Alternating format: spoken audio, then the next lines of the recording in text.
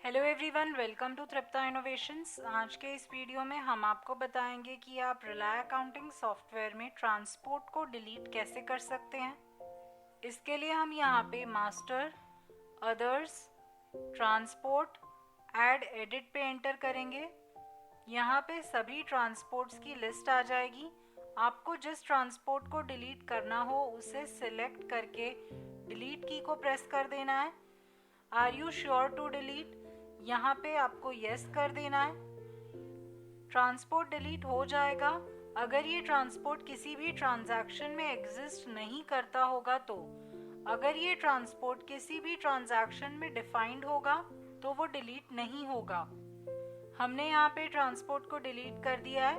A B transport अब यहाँ पे शो नहीं हो रहा है लिस्ट में। इस तरह से आप रिलाय में ट्रांसपोर्ट को डिलीट कर सकते हैं।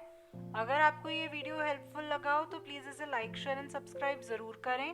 Thank you for watching the video.